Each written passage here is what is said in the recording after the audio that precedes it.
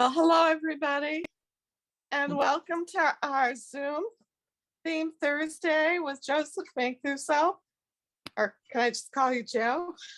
Joe works. Joseph too. I go by both. Okay. So I guess many of us that work or play in the South Bay area know you from Pastel Society of Southern California, and you teach, don't you, regularly at Destination Art, or am I? Yes, How, pretty regularly. how often do you teach there, Joe? Well, let's see. It was pretty regular, like every other month. Now it's more like every 3 months or so, just because of my schedule is changing. So, but I try to get something in every quarter at least. So. Right. Okay. Yeah. So I wanted to ask you, so you live currently in the Sierras? No, I have that wrong. No, but I'm willing to change. So You'd like to live in this area. I would like to. No, I'm here in Torrance. Oh, you are? Okay. Ah, Torrance. Oh, good. Yeah. So how did you get started on your art journey? Wow, that's going back to what's been coming up for me recently is that very question is what happened. And it was just very, very early on that I realized I was a little bit different than a lot of my cousins, and we would go to Grandma's house, and on the wall at Grandma's house were these prints and landscapes, and just a few here and there.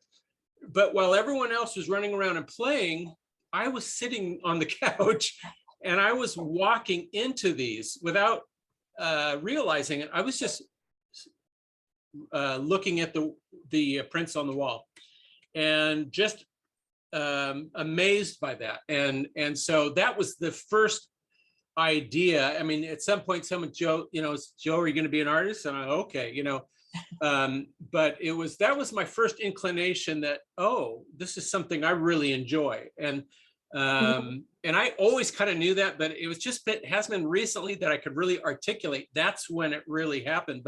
And then through school, that's the only thing that made sense to me. It was drawing, any other time, math class, English class, I'm out the window, looking. And whereas when it came to art class, whatever, and it just became a pattern where I just started drawing all the time. And, and then finally high school comes around, that nothing changed. I mean, I just always kind of, it always made sense to me. It was how I communicated and how the world made sense to me. So, and then, after leaving, I went to junior college and took all of the art classes that El Camino offered, and then switched to Long Beach State on a social work degree, which lasted 3 months. After that, I don't know if I've shared all this, but after that, I moved around a little bit, moved out of Southern California, lived in different places, and then just had a little bit of life under my belt and moved back. And then finally decided, I don't really want to work in the corporate world. I always wanted to be an artist. That's all I ever knew I wanted to do. Went back to college. I was, 25 years old and 24 years old, went back to college, got a degree, and then just progressively worked at it until finally I left my part-time job in 1997, and then said, okay, that was it. And so that's in a nutshell how things went down. But I have to say, and Clark is probably getting tired of this. When I was in college, relates to Pastel. I was a drawing major, and I didn't know. I just knew I wanted to move into color, but I didn't really like to oil paint. And so there just happened to be at the right time an exhibition with Clark Mitchell, and Clark Mitchell. Yeah, one of the local wineries. And so it was just a Saturday morning. I drove down, met Clark, and just looked on the wall, and my jaw dropped. And I was just, oh, and that's when I knew this is my medium. This is what I want to do. And I still remember that show. It was just, It's just really kind of a pivotal moment. So I never look back. It was just a wonderful time to find your medium, and that was it for me. So I hope that answers the question. Maybe too long. Joe, Yeah, can I, So, Okay. this is Lynn, can I interject one thing? I just wanted to say thank you because you were teaching Pastel at the Manhattan Beach Creative Arts Center, and I took your classes back then. And you were sending all of your students to our fledgling Pastel Society of Southern California. We were only maybe a year or so old.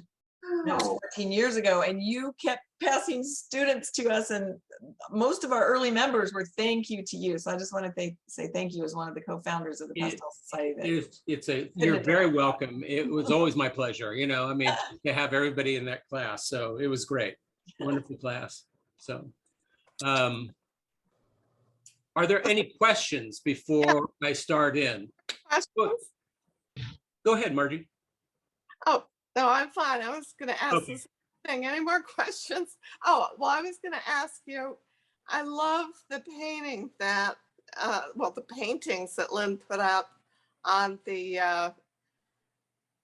Theme Thursday announcement that went out. And Oh, yeah. will you be explaining any of those or demoing them or? Mean on the announcement, email announcement? Yeah, I love that big yellow tree. Okay, that was, I know what one you're talking about. That's one of my favorites. Anytime someone asks for a painting, a lot of times I'll shoot them that, especially if it's fall. That's Round Valley, and that's near Bishop, Eastern Sierra. So Round Valley, yeah. Okay. different place. And that was, again, and not an exact duplication of what, pretty close, but you have it's all the ranch lands and fields and the horse pastures and you have the cottonwoods and then you have the mountains behind, and it's just a favorite subject of mine. I can never gets old. So thanks for asking. Nice. Okay, start. So I wanted to, when it came time to pick a theme for Theme Thursday, I knew we'd be heading into fall soon, being September. And now, especially this week with the heat that we've had in Southern California, Oh, I'm ready for some cooler weather. So yes, yes. Fall has always been my favorite time of year. And just, it's a time for me that things slow down a little bit, and from here we have to go experience it somewhere else, unless it's December usually. But that's why I always take a trip to the Eastern Sierra or a place that hopefully has fall color. But the temperature changes, the weather changes, all those things come into play, and that just gets me excited. And so when I'm painting, I want to find something that's going to carry me through the painting. I want something that's going to be that's going to tap that thing inside of me that says I just have to communicate this. And fall just has no end of that. And just because you have that complementary colors, the purples and blues and the yellows and oranges and those. It's just a great time of year. And so then it came time to, well, what are you going to paint? And, since the early 90s, I've been taking photographs of, going up in the Sierra and High Sierra and taking photographs. So I have thousands of fall pictures. But I needed to find something that to me kind of, something that I could work on and would encapsulate that feeling. And it's really the color and the vibrancy of that color. And so I hope you guys like it. It's a fall scene near the town of Tom's Place. Tom's Place. Oh, yeah. Yeah. So it's not That's quite popular. Yeah, it's a good spot. And it's just one of those where you're driving by and you go, oh my gosh, look at that. Those aspens out there in that field, and how do I get over there without, and so that's basically how I found that scene. And so this, just after looking at it, I just wanted something that would kind of have those contrasting colors and those complementary colors, I should say, and something that would be exciting to paint. So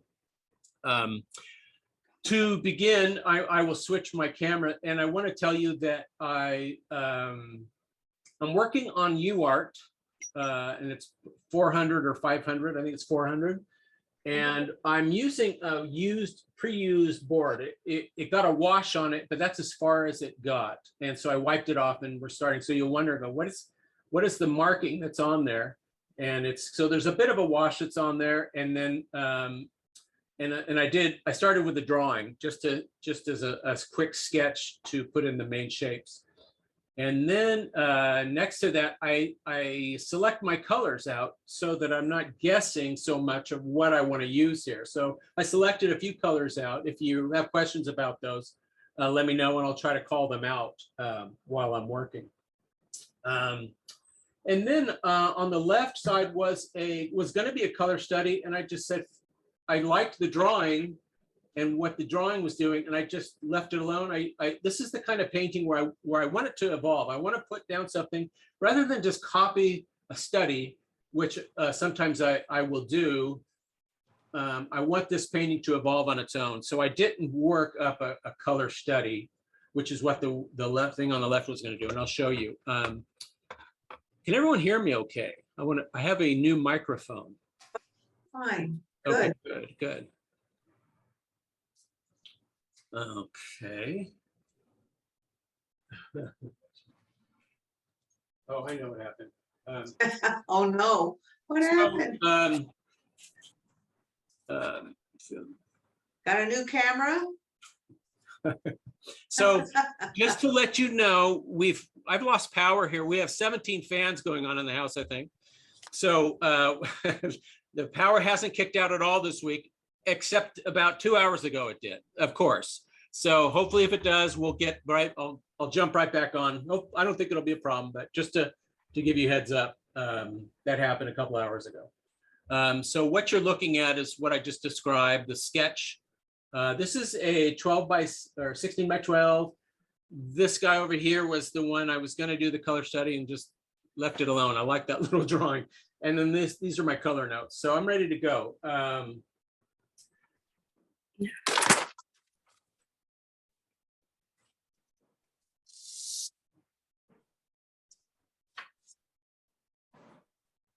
Hey, Joe, quick question. What's the difference between a color study and color notes?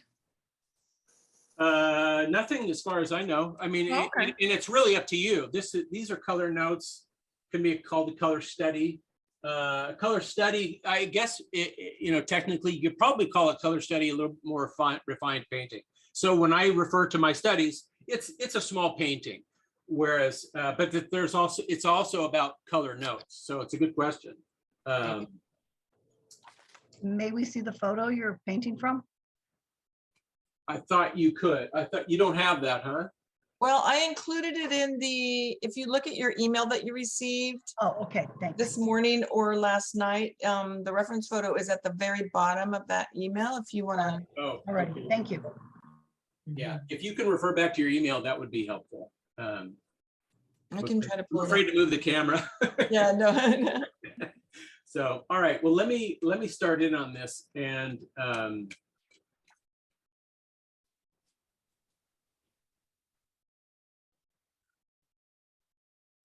so the first thing I like to address is the biggest shapes, and to try to keep it as simple as possible.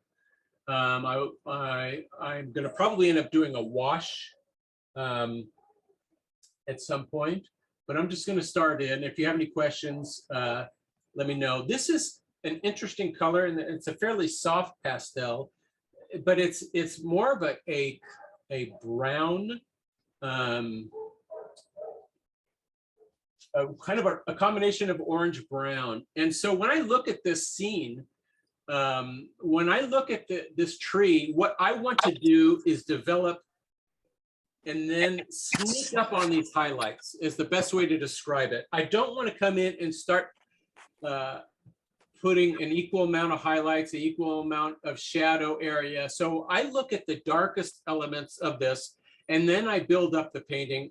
and what I mean by sneaking up on those highlights is that I want to put them down slowly and methodically, instead of just, well, it's here and here and here and here. I want to kind of develop that part slowly. That's kind of the icing on the cake. And so the other parts get developed a little bit quicker. So I look at this shadow side, the shadow parts of this tree, and I notice that the shadow really is this color that I've chosen is this interesting kind of a combination of brown and orange, and maybe a little bit of olive green mixed up to it. And I'm looking at the back side of this, the tree, the right side. And then as you move to onto the left side of the tree, it's got a lot more green in it, an olive green, and maybe some more yellow highlights instead of the orange highlights. Also, what I notice when I'm painting aspen trees or cottonwoods for that matter, or trees that have the yellow highlights, I'm always focused on what the shadows are doing. What temperature are the shadows? What color are those shadows? And then, because after that, then I can put down those highlights on top of that. But I have to have that foundation. And that's how I see things. And when I'm working, I'm always looking for the foundation underneath those sparks of light, okay?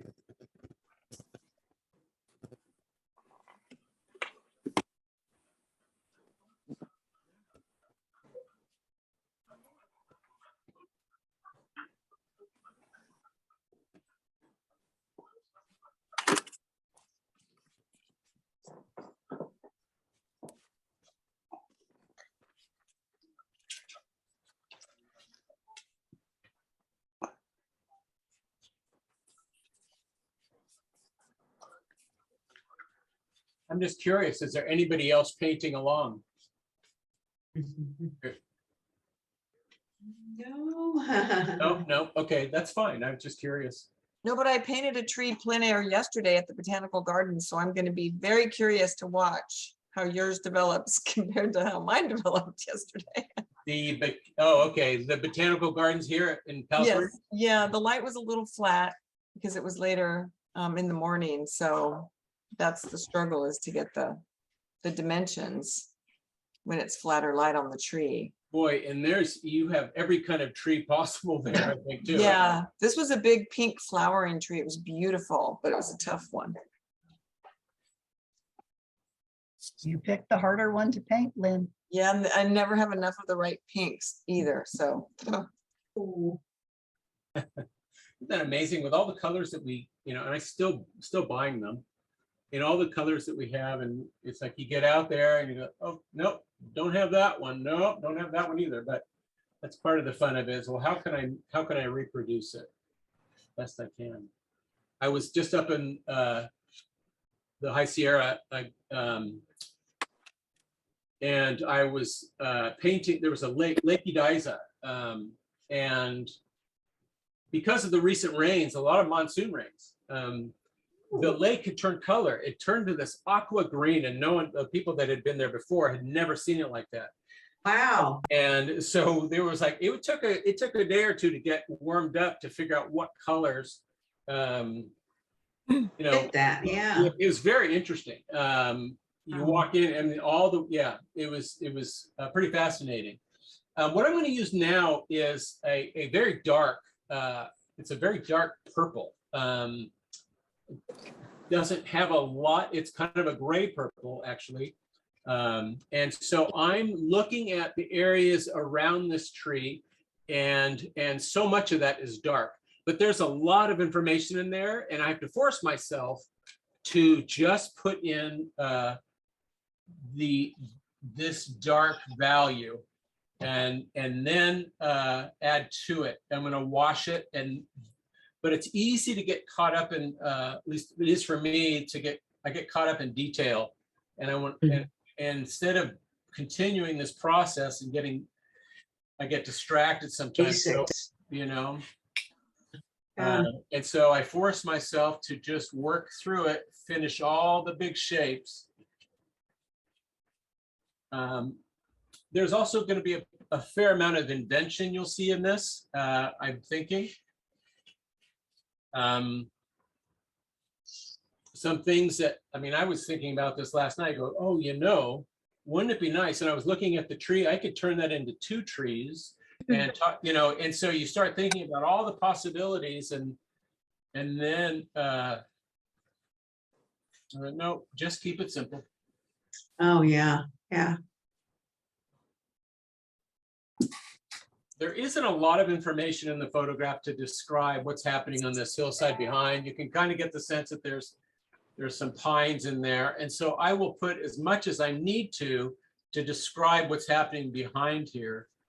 And I don't know exactly how much that is until I get farther along in the painting. That he's working for.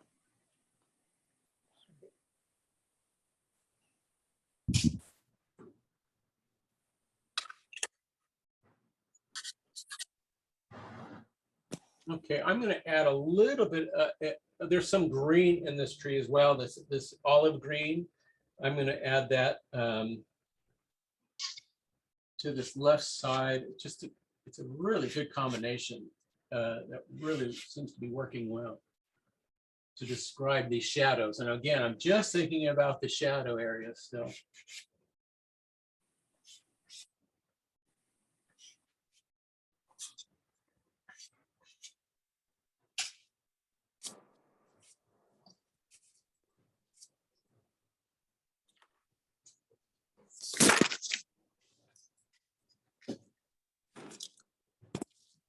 You working.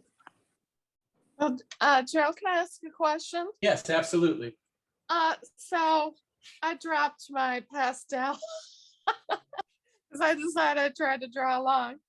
But for the darks, is that all the violets going up, or is that a combination of? It's all this one dark. Gotcha. Purple. Okay. Yeah, it's all the same. All the Is same. that like an eggplant almost? Is it like Not even, yeah, I guess, but not. darker? Yeah, it's probably the same, but it just doesn't have as much red in it. Mm, It's okay. just pretty purple gray. Eggplant would work great. In fact, I have it here. There's something like that. And that would work just as well. As long as you get that dark value and to establish the foundation here. Okay. Thank you. You're welcome.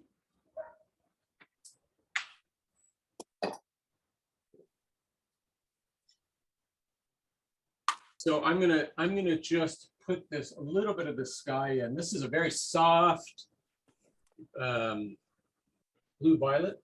Hi, Alan. My dog Oliver just spends all his time underneath the easel. And I didn't know he was under there until he walked up. Oh, wow. How funny. That's his favorite spot. So. Oh, So this is just a blue violet, and it's either it's not a Ludwig, but it's probably a Great American, or maybe even the Blue Earth.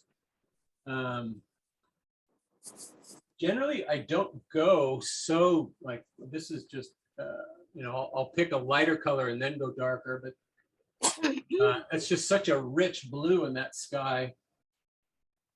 I'm just putting down enough to play with here. So, well, that's enough for me to work on. And then I want to wash this. You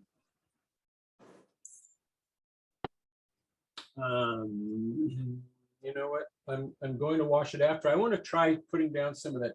When you look at the tree trunk, and you try to assess, well, obviously a lot of contrast. What's the shadow side doing? When you look at the shadow side down at the base, there's a lot of blue in that because it's being exposed to the sky. And then you move up the tree trunk, it turns into this warmer gray.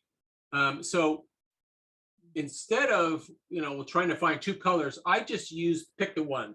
And then as you move up, what I like to do is I'll just use that and then warm it up as necessary rather than trying to get everything accurate color-wise. Hopefully that makes sense.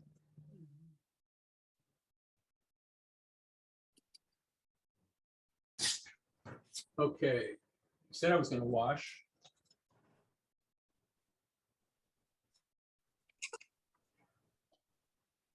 And I'm just, again, using, and I use this is a cheap synthetic acrylic.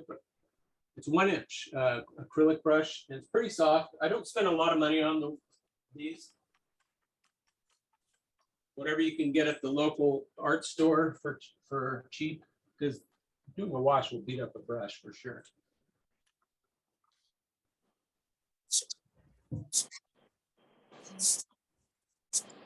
When I do this, I don't always know exactly what the outcome is going to be till after it dries.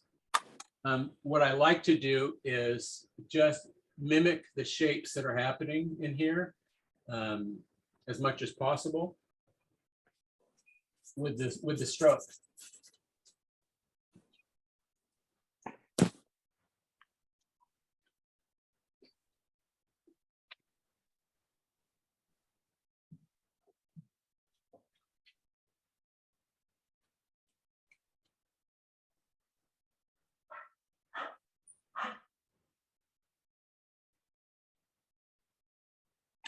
Joe, I have a question. This is Lynn. So did you choose this reference photo because of the contrast behind the tree? I mean, it's a really nice contrast.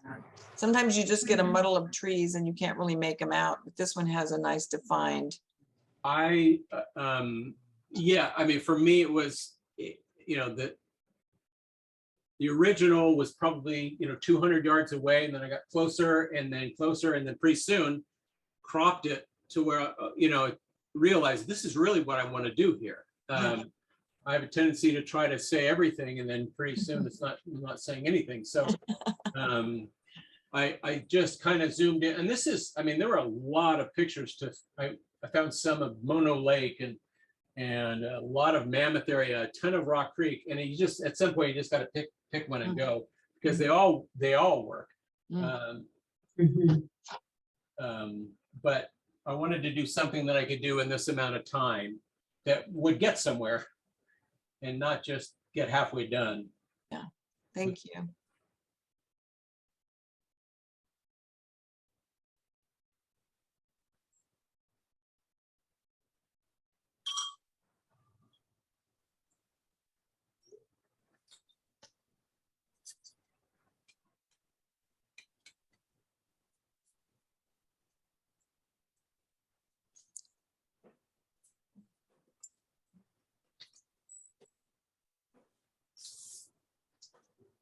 There is an elegance to this tree, I think, to your question, Lynn, that I really, because the shape of it is pretty simple, but there's it looks like it, especially at the bottom, it just kind of comes out to the right a little bit, you know, as a kind of lacy at the bottom there, and then it comes up to the left and then crosses over like that, and then travels up the right side into that shadow. And I love that patterning. Well,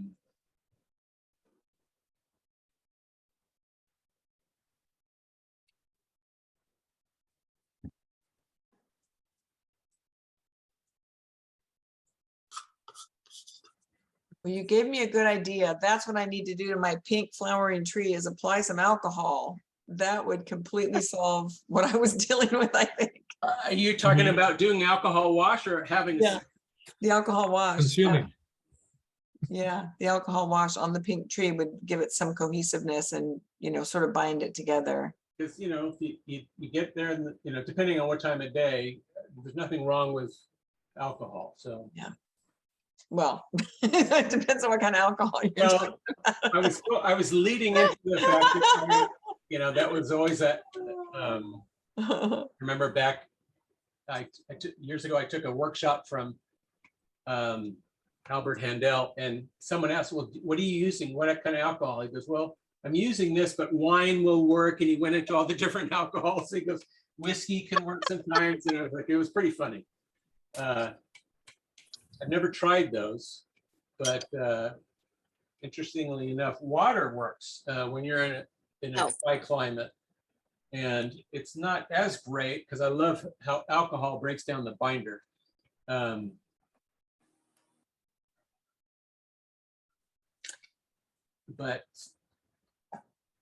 I ran out of alcohol this the last day, and I go, well, let me just try the water, and and it worked great.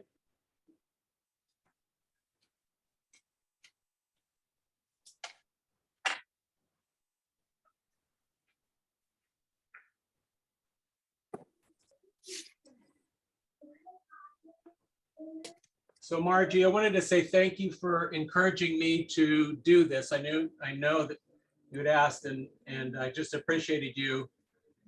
My persistence.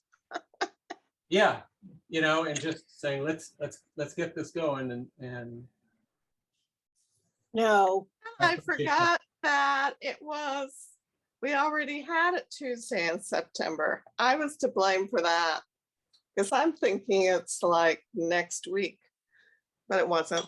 And I'm glad it all worked out. yeah. Thank you, Lynn.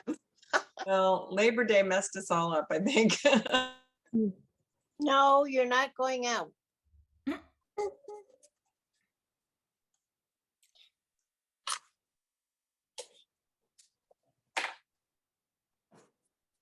Well, it says they're recording it, so.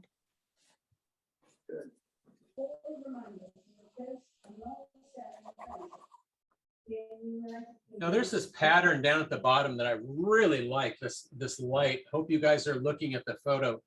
The shadow comes in from left to right, and just and then it catches the Make a sunlight. comment about people that don't follow your narrative. MAGA teachers. Who's the bald guy Oh, making good. fun of everybody?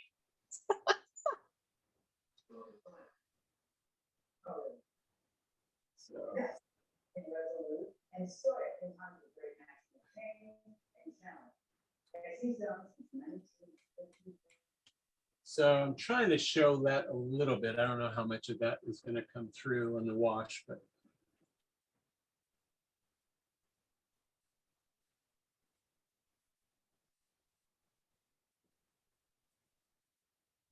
so let's start with that and see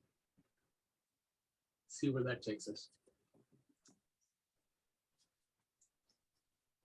So what I want is to get a semblance of the darker shadow colors, and it's working pretty well. I may, now it's time to come and most of the white paper is gone, and so now I can come back in and figure out how dark, how light, how cool, and how warm to go, and then build up from there.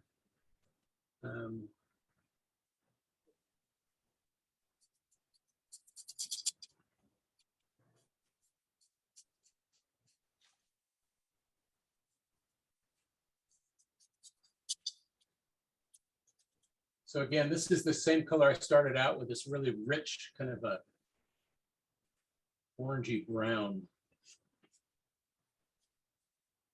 And that comes down.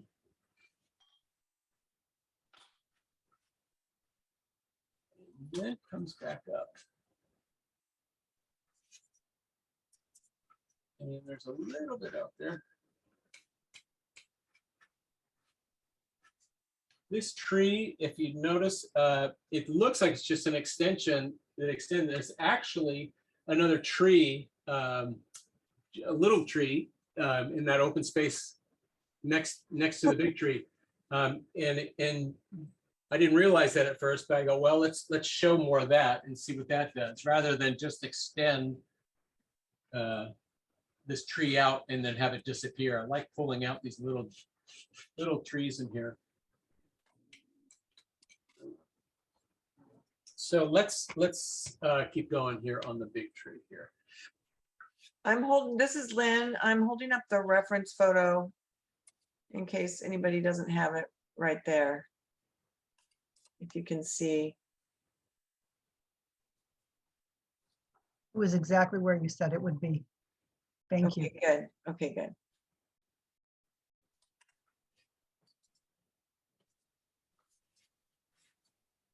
So this area again is that I just used the green, an olive green, more like in this area, and now I'm going to go back over it with the same,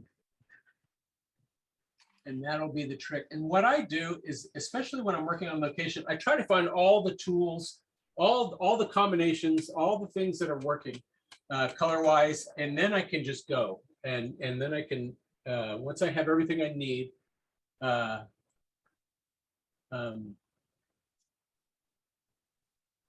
Usually things will start working out.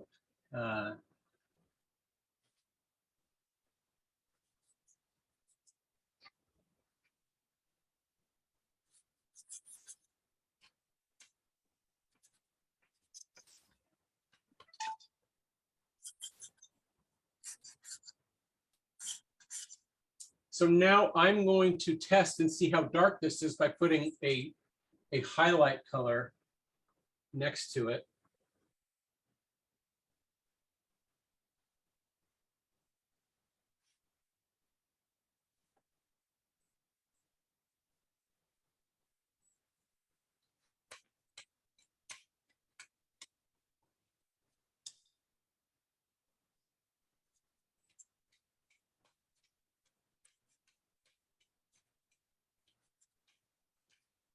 And this would be the next step up, not the brightest highlight I want to use, but it starts establishing the warm highlights and the cooler shadows.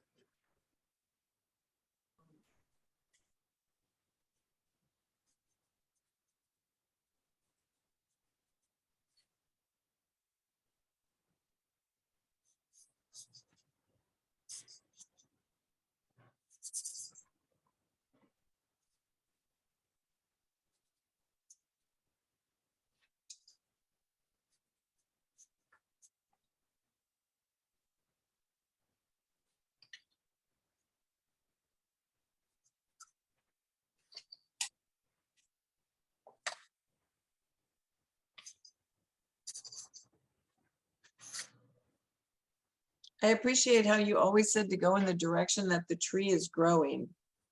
In your early classes I took with you, Joe. Did that make sense? Yes, Yeah. yeah. And when I do a tree or a flower or anything, I think about the direction of my strokes because of that.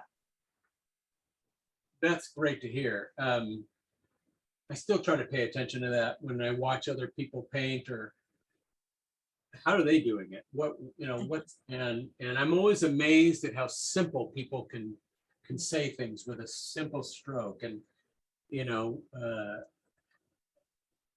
less is more to me is always critical. But I've, and my favorite pieces that I do just are much simpler than a lot of the detailed landscapes. And a lot of times they just need more detail, and nothing wrong with that, but I love to simplify if I can.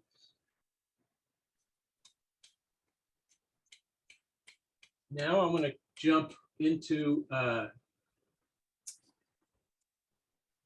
little bit brighter yellow. I want to see what that does. And then when I have the combination of color that I'm going to start working on the tree trunks and then the surrounding area, because it's just problem solving for me. It's okay, well, do you know what this is doing here? What colors are being just, you know, are work in this area? And if I can find those things, I can move on, or I can, you know, I don't necessarily, especially this, try to finish an area.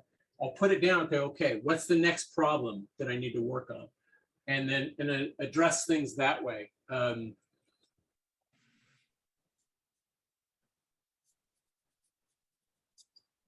So this is, yeah, this is the color combination. Things are working pretty well. I need to step back and look at it from a distance. Boy. 400 on this one. 400 UART. And I don't know that there's that much difference between the 400 and the 500. I use them both. There's so much light in this tree, man. I mean, the difference between the shadow area and the light areas are just sometimes hardly negligible. I just love watching the beautiful rhythm of your strokes. You know, you put it down, you step back, you look at it, you put another one down. It's just really nice. Thank you for saying so. Fun to watch. You know, it's interesting because I'm glad to hear that, because I enjoy that. I learn more than you know, when I was at IAPS. I just watched as many demos as I could. I loved just seeing how other people do it, and what you know, what kind of guess what they're thinking, and how they plan ahead. And you know, I ask that question a lot to other artists, is how much of this before you start do you already know? In other words, you know what I mean? When you're working, how much of this have you already painted? And it's just a matter of going through the process. How, you know, and it's just it's different every time for me. I want more orange in this. Yeah, this is a little bit more of an orange. There's some hints of this really, really rich orange in there. And I'm going to see if this, this is really orange. Let's see what that does, but it's in there. Yeah, there it is. Just some of those little, some of these areas are just, it's just shadow color, but it's just, boy, really rich. I don't want to pepper it up too much with that, but it's really nice.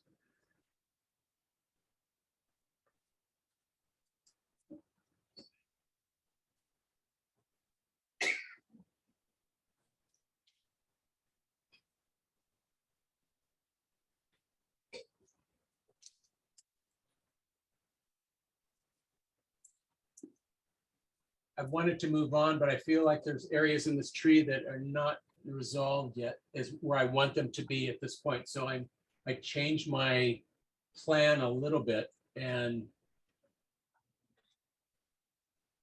until I feel like it's okay, I'm comfortable with it.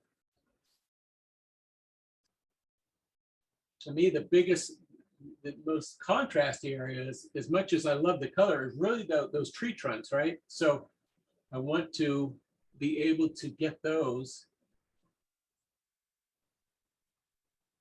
Let's see.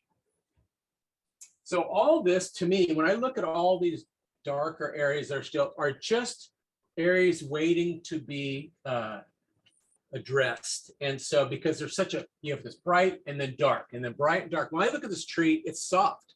It's really soft. It comes over and rolls over from light to dark. It's not so contrasty as that. So those are the things that I am interested in letting evolve.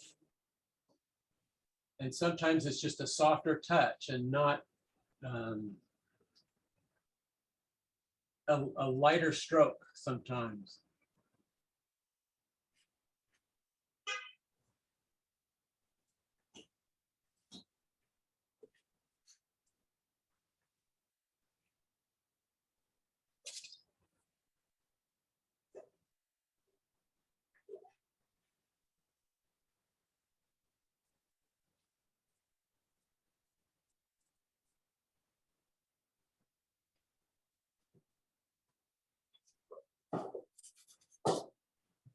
There it is.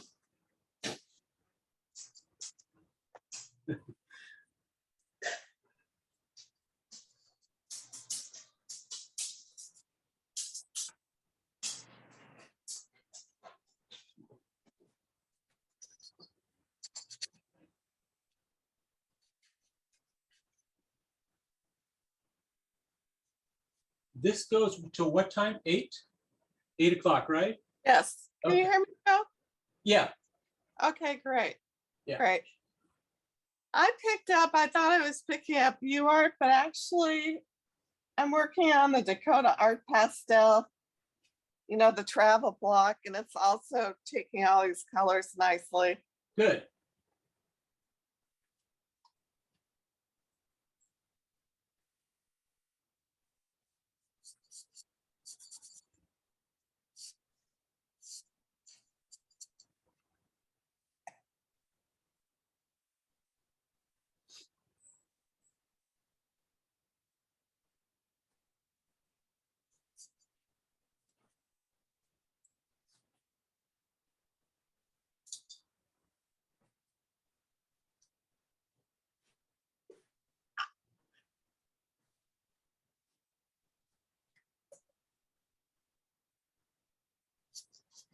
Okay.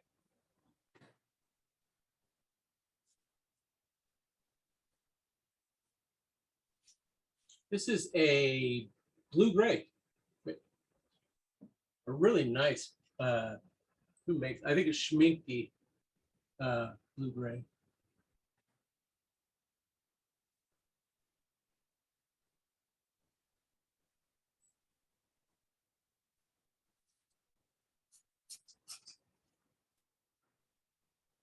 Now you notice there's 3 trunks in there, but I'm going to use one and turn it into a split tree rather than put all of those in.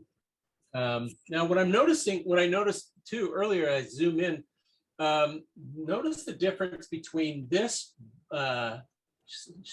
shadow side and then the one next to it, how different. This is really, really cool. And then you go to this side, and it, because this left side of these 2 split trunks, the left side is bouncing, or excuse me, the right side is bouncing light into that shadow and warming it up. Okay. So then I use a gray, just a middle of the road gray, to show that.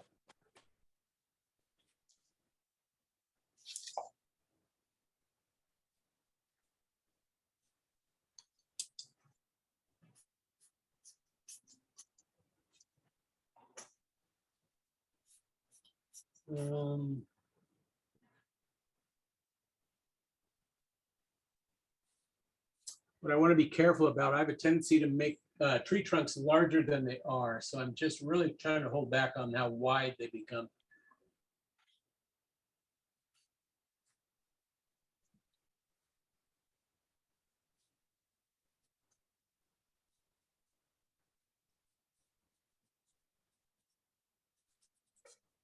All right, let's give that a try. So now what I'm using for the highlights is, when you look at that tree trunk, I have a thing against using white. If I can avoid it, I do, especially showing sunlight, and it might be the exact color that's there, but I want something that's going to be a little more vibrant and show sunlight. And so I use like a cream, the lightest cream that I can find. And what if you don't have that? Then use white and add a little bit of yellow to it. It'll do the same thing.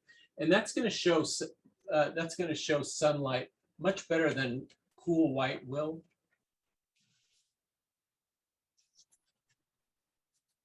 So as much as these are just vertical lines and boom, it's easy to oversimplify. I really want to be careful here. And then just kind of put down, have this highlight start and then stop and skip, and then pull it over sometimes. Okay.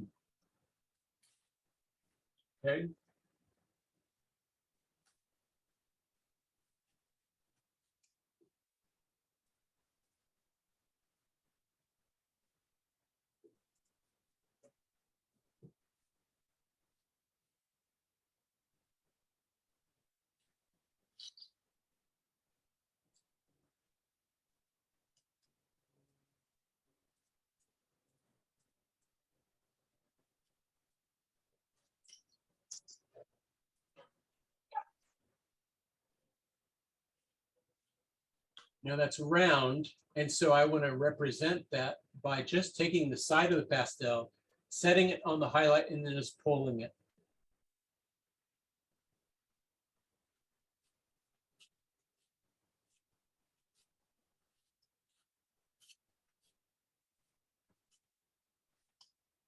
It's a neat little trick.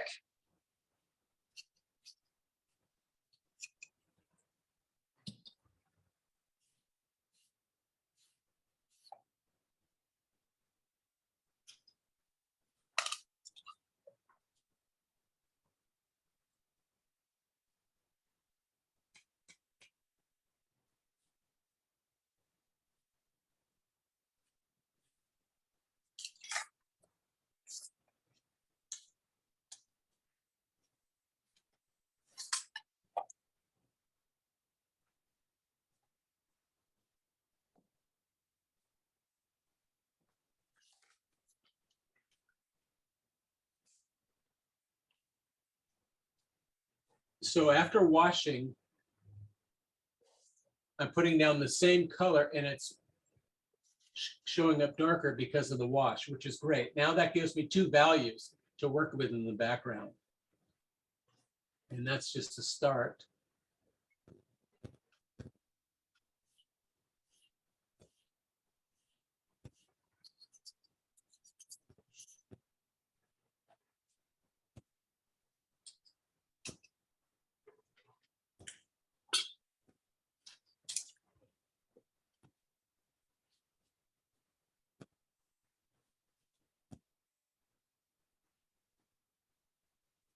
In the background, I'm going to put them in now. I was going to wait, but I just love these aspens that are sitting back in there.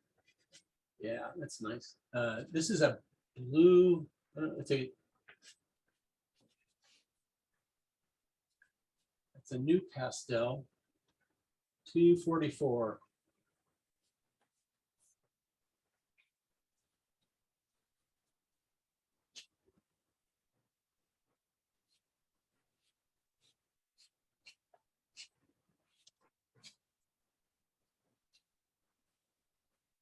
Okay.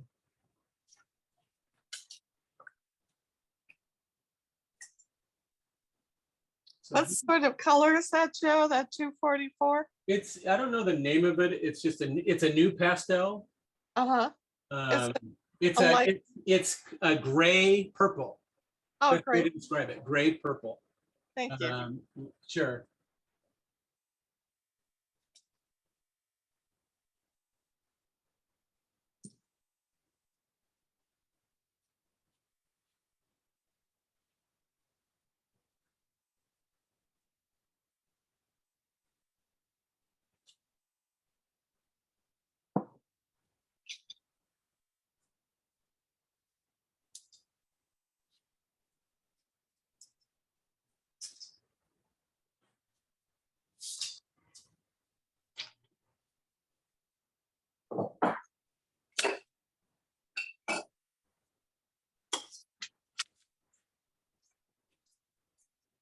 Now these grasses, I just love them. I'm going to invent more of them. And this is just taking, this is a Rembrandt. Cream, kind of probably yellow ochre, maybe. But it's just kind of a yellow. And I just am going to select, I want a pattern. I love the pattern of this. It just rocks you right into, just gracefully brings you into the painting, these patterns of light. So I want to pull these out. And it's just these.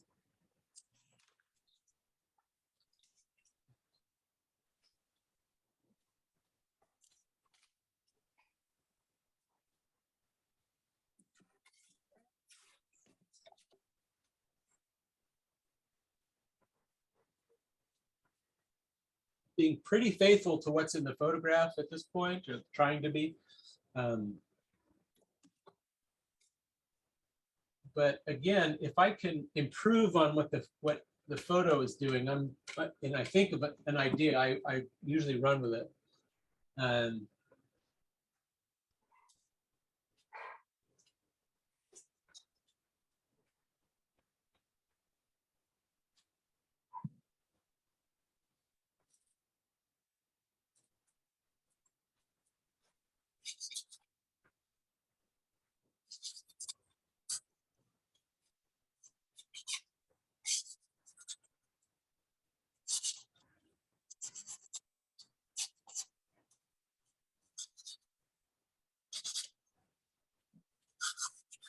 Okay. Now there's green in there as well. And this is just another olive green that I see happening in this. Also in the shadow area too, a little bit. There's some greens in there.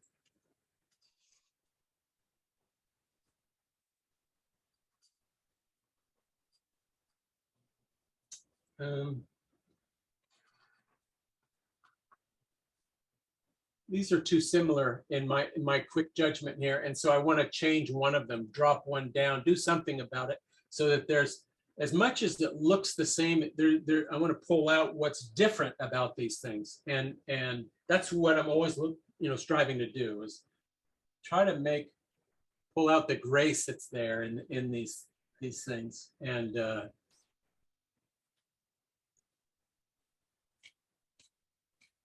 not always easy to put your finger on it, though, you know what I mean?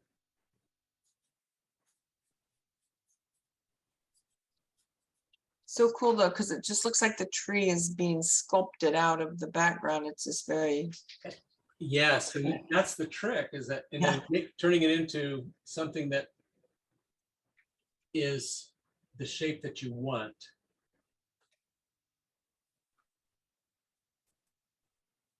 Right now, these are a little bit too even and uniform, and that's what I'm thinking about changing. These two sides.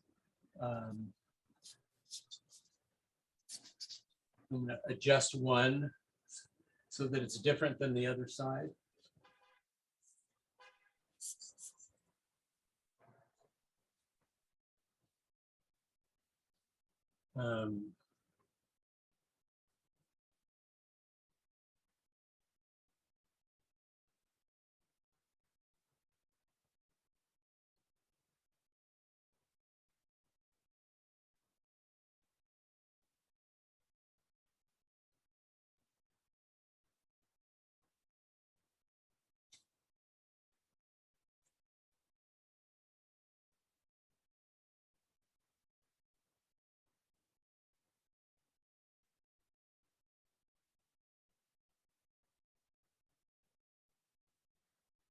Again, that orange pops up in here. Just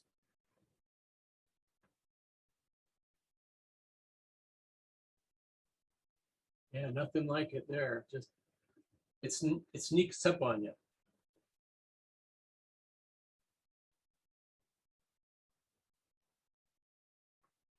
So notice that this to me is a little bit more balanced now that these are not the same. Yeah, that makes more sense.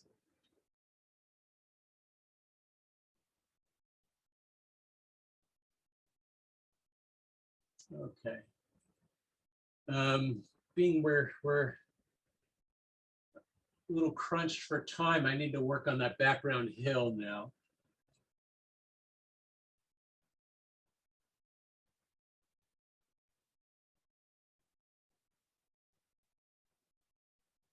Sure I do.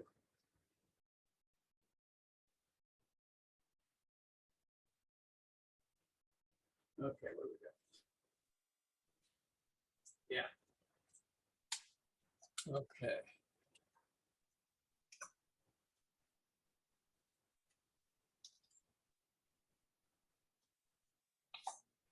A bit more.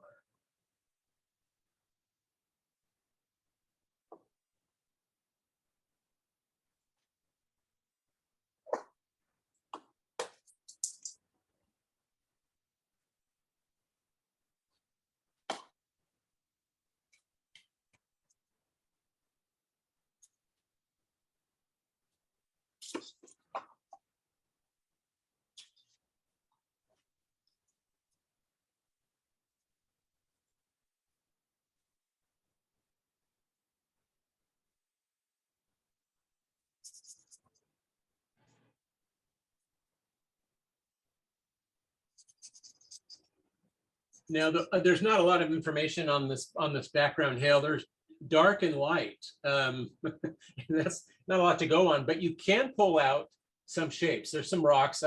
I'm just going to generalize this and give us a sense that there's trees and some other pinyon pines but it's just the suggestion of that. I don't want to get into too much detail, and it looks like they're pretty warm. I've already got some darks.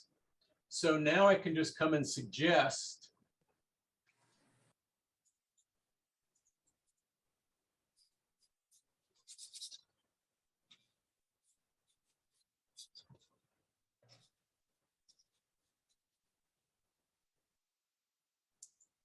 A little more green there. Look at that. Yeah, that's kind of neat. this one.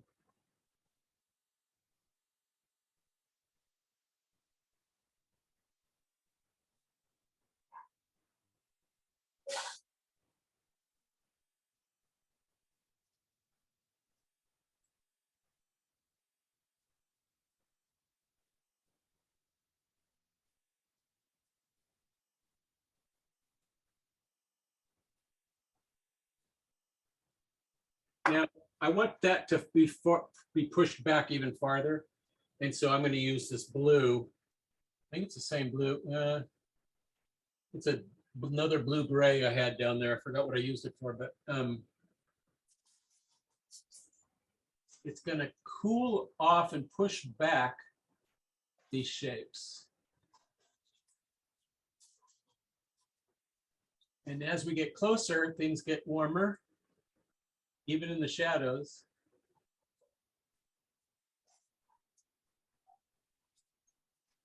And now when I did that, I want to hold on to this. I like those shapes. I like what's going on there. And so I'm going to come back in with a lighter blue and just to see what that does. And that will help me decide whether or not, okay, go darker here or leave it alone and just create that contrast with a lighter blue. Yeah.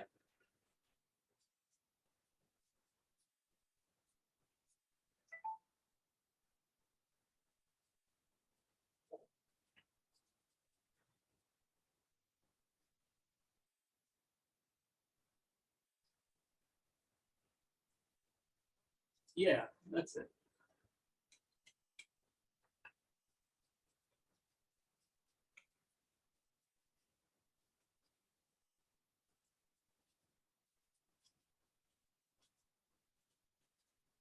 This is just unison, huge unison.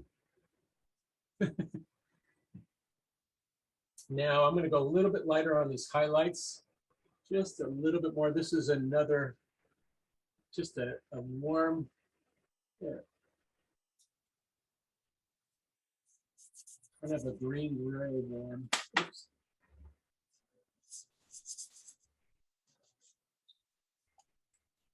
And then I'm going to, once that's established, and I just want the simplest shapes in there.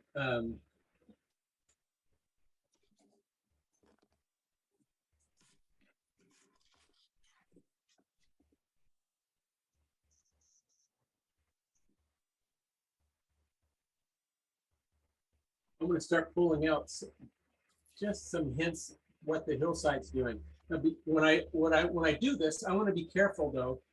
If I'm showing sunlight streaking down the hill, I want to make sure it's done in a way that it's not all done at the same angle. Okay. And so if it's coming down this angle here, I'm going to make sure it's either sharper or flatter, this next one. And it's just enough. So this is a little bit more of a sharper angle, and it's just whatever they are, sagebrush or whatever. Okay. So I like the separation, and I'm going to push that as that gets farther away. I really like that. I'm going to warm it up just because I like violet. And this is a violet, and so I just want to see what that's going to do.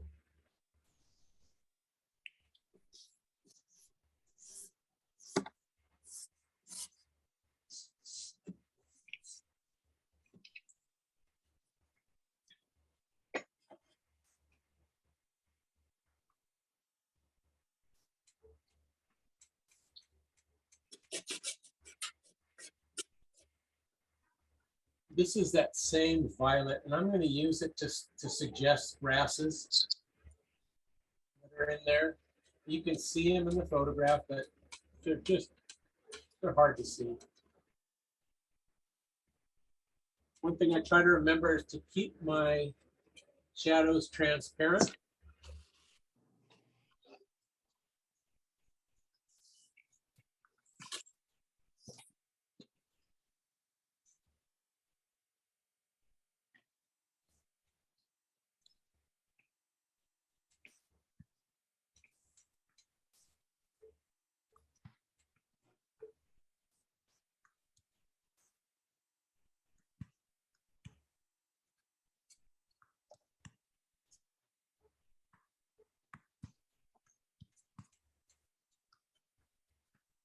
Now I'm going to add this, just a little bit of this. It's just a very light, kind of an olive green, gray green. And it's pretty warm. It's got yellow in it. I just want to touch it in there.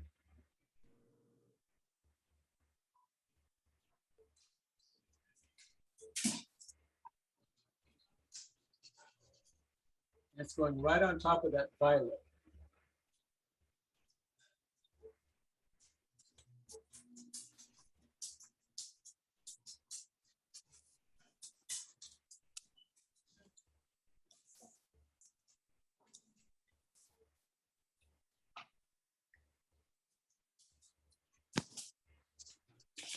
What brand pastel was that? Oh, I couldn't tell you. Or was it hard or soft? Look, it's, oh, you know what it is? Holbein. Boy, I haven't used one of these in a long time. And I haven't, so is that soft or? It's hard. Holbeins are pretty hard. Okay. Yeah. Thank you. Uh-huh.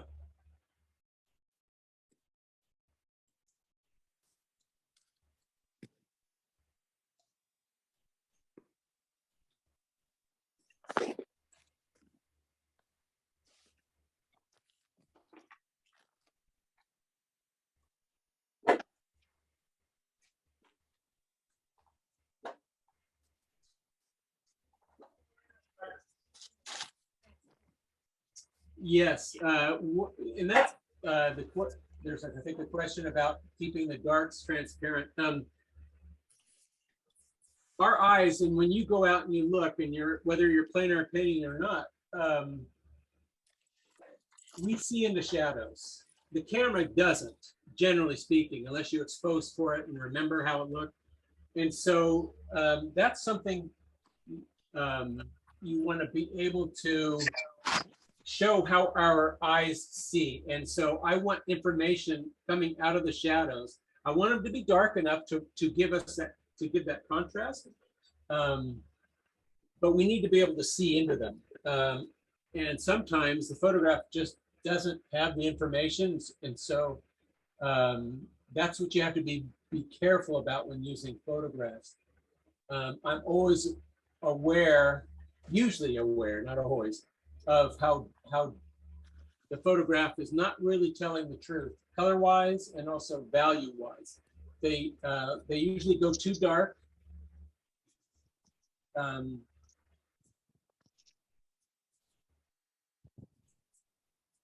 I'm sure if you've taken photographs, you've seen that. Like, it didn't look like that, you know, and so just be aware of that. Look at shadows and how well we can, our eyes see into them. The camera, a lot of times won't pick it up. It just goes dark. And then especially after you do a print, when you print that, a lot of times it just doesn't, it's not even there. It's just dark. Remove it because you're removing it again, another generation.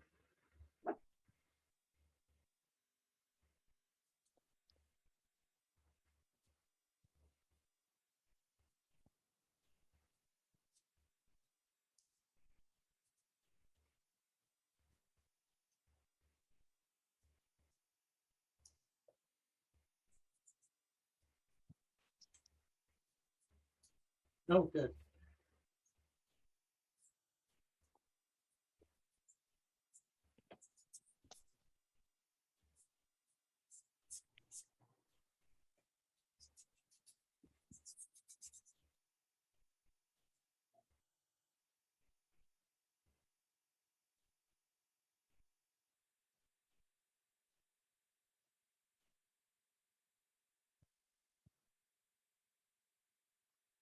A lot of times when I'm trying to make branches, I make branches, and I mean conceived or a preconceived idea of what a branch should be.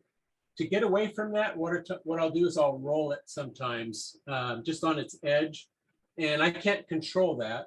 And so what it does is it makes a little bit more believable branch. Just using the edge sometimes. Oops. All right, what do we got here? think I need some more sky.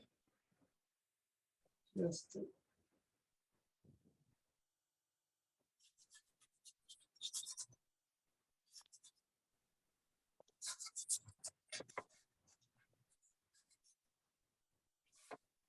All right.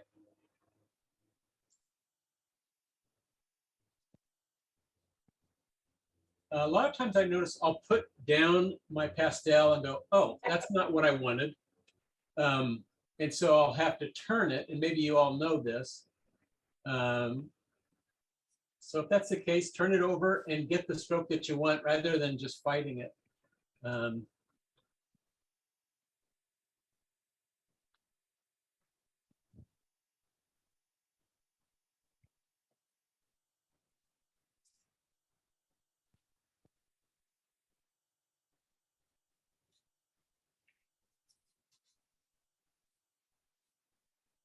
I'm squinting down a lot, and I do that when I paint, just to get a general idea of values.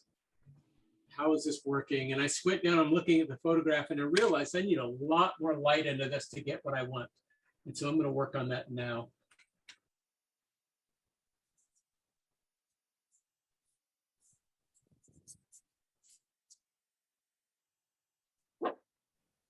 I hear the puppies.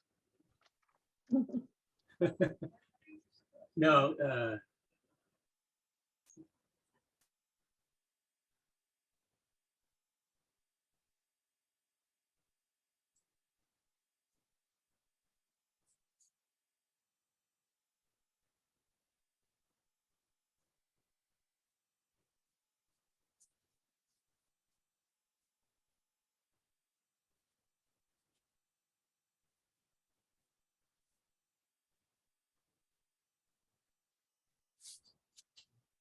I'll just come down here somewhere, right?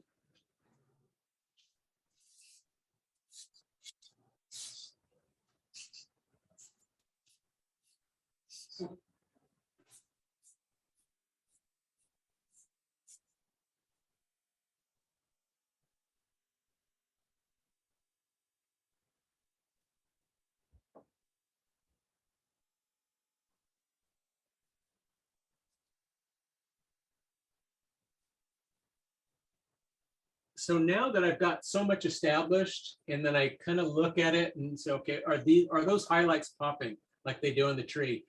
How much brighter are the highlights than their shadow side? And squinting will always reveal that. And before, I mean, I have a perfect foundation, but I didn't feel like I had enough of those bright, how bright those highlights are.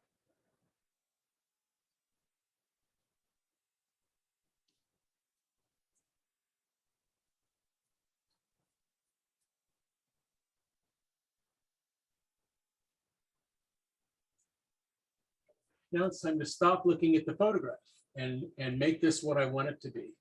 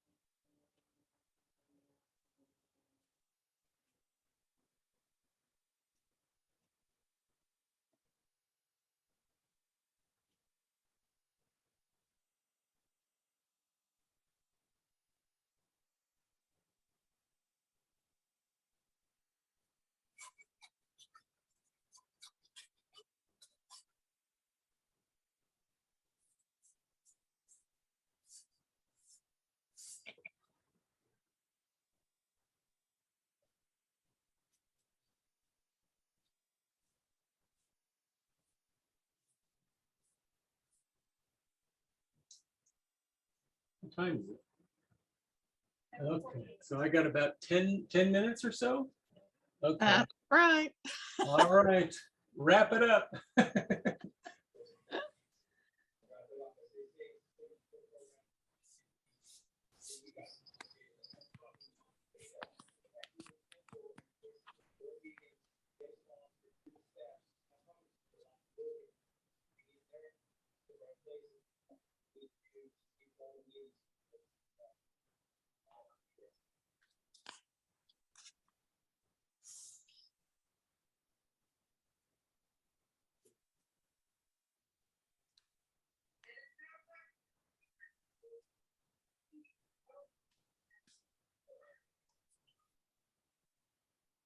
Just a hint of green in that.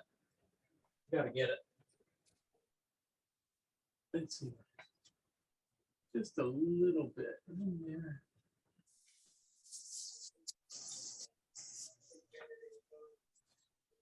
Summer's last bit of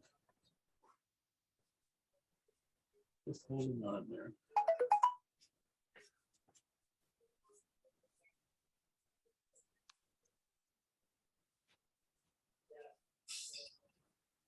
Okay. Yeah, a lot more grass in here. A lot more grass. I want the contrast to I want to maintain that contrast, but I need to show, I want to show more grass. It's all grass in here. So that's what's going to happen now. And then maybe punch up these sunlit areas a little bit farther.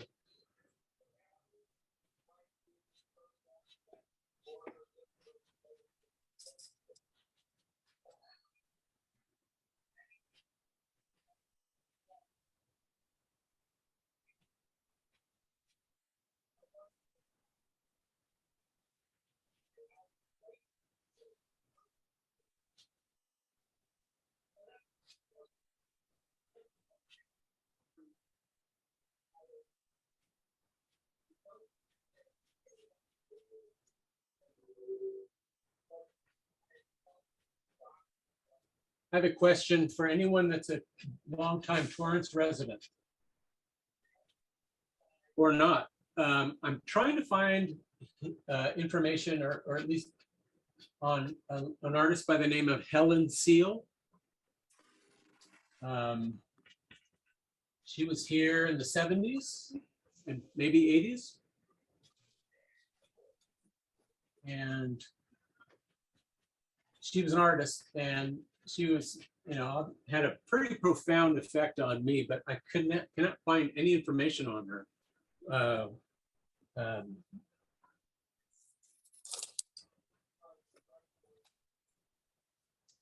Warmer. There we go. Okay, we don't need sirens.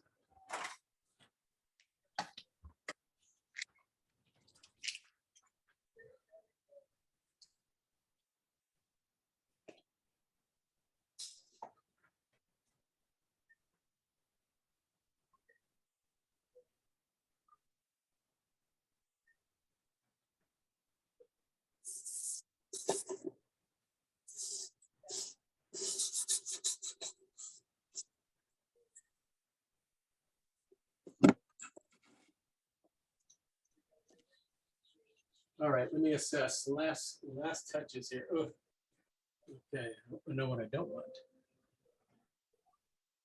It's too much.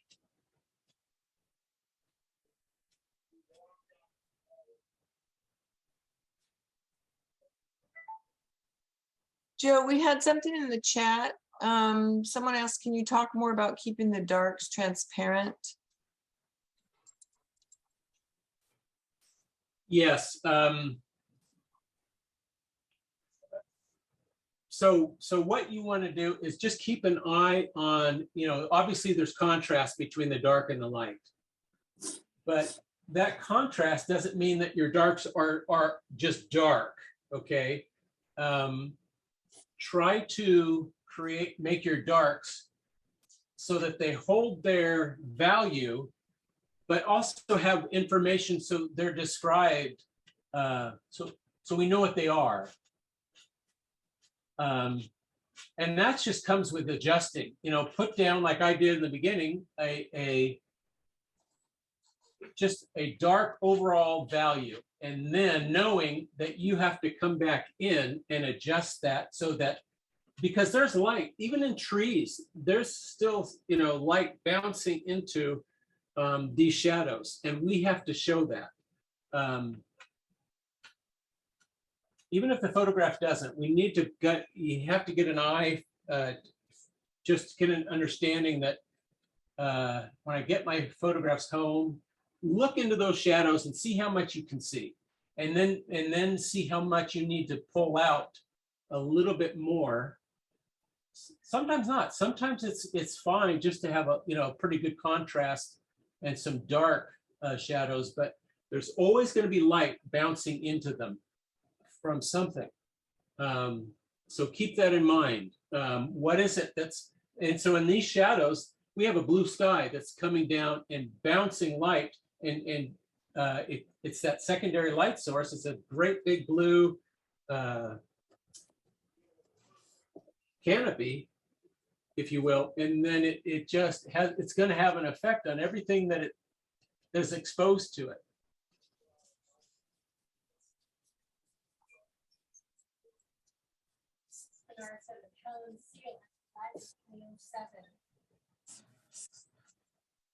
Sorry. Thank you. Really, I would love to get in touch with her family, because they have no idea.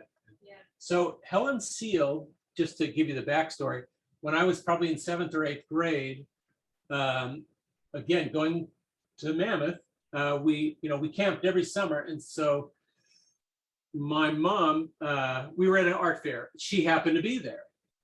No coincidence, of course. And she was showing her watercolors, but it was her drawing. She had these sketches. I'll show you.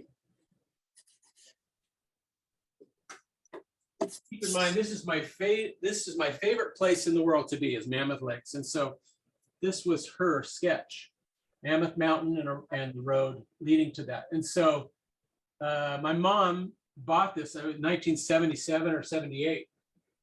And I've had it ever since. Oh, cool.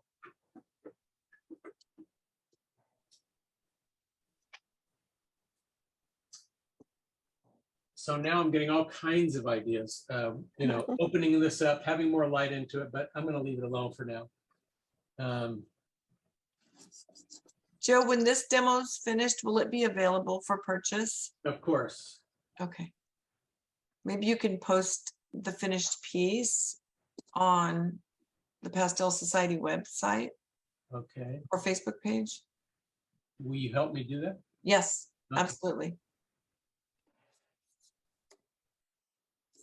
Or just give me, I mean, I don't think I've done that before, so. Yeah.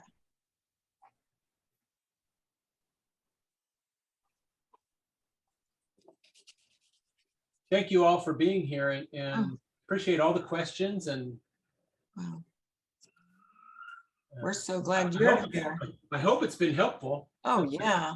Got me inspired. Wow. Yeah, I just thank you so love that. much.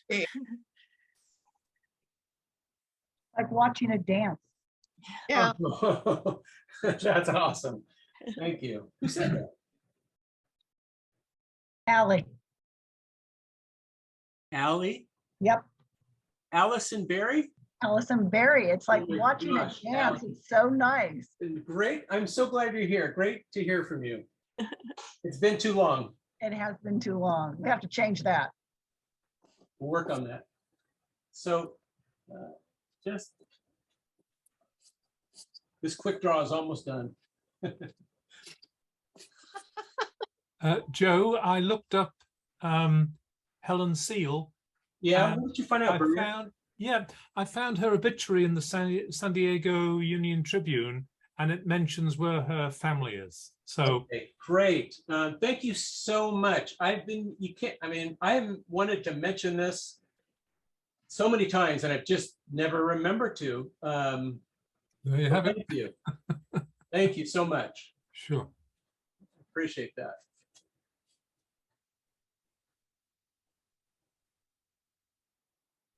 Well, this will probably evolve a little bit more after the fact, but cleaning this up, that clump, there's only so much you can do, but I'm pretty happy with the way this went.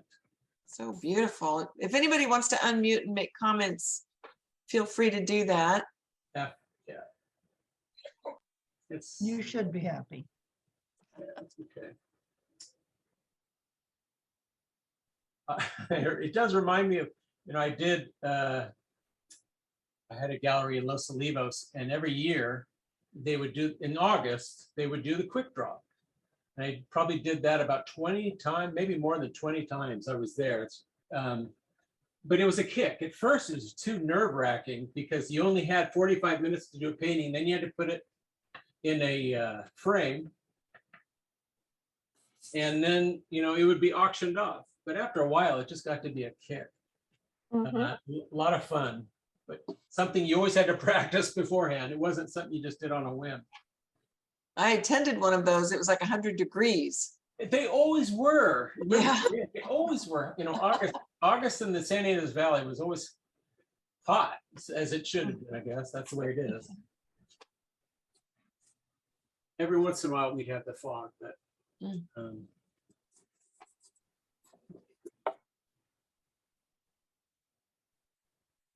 The Laguna Beach quick draw is coming up. LA Pop, are you going to be in it, Joe? no, I'm going to actually be doing a plein air event in Morgan Hill this year. They're trying to get it off the ground, and I said, yeah, I'll do that. So yeah, that's coming up in 1st of October. Next week I do the Sierra Nevada Invitational, which is that's coming up next week. And Joe, you were just the featured artist for LA Papa, right? Yes, that was really fun. Congrats, that was great. Thank you. Yeah, it was a fun thing. Where's Morgan Hill? South of San Jose. Yeah.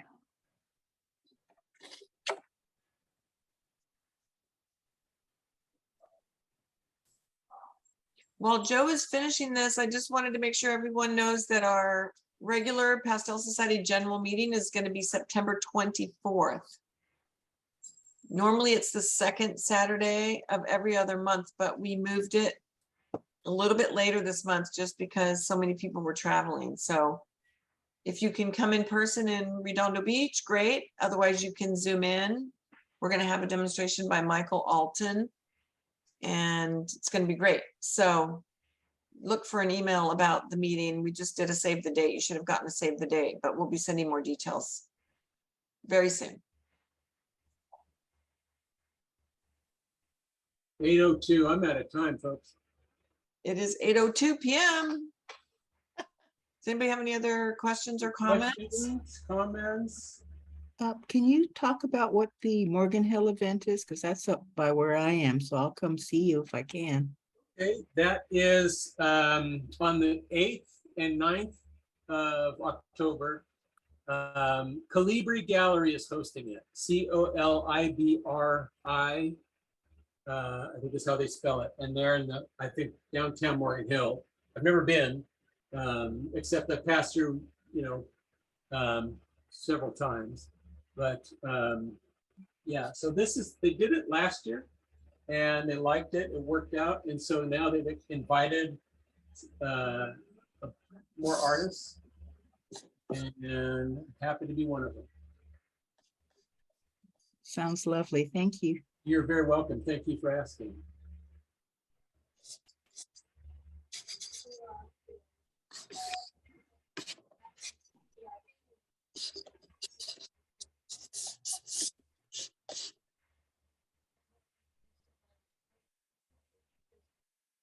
Oh, cool. Awesome.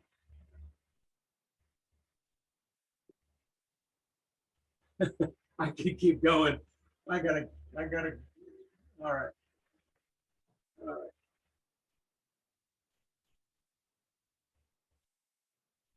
I will post this. Lynn, you'll help me do that? So, hopefully.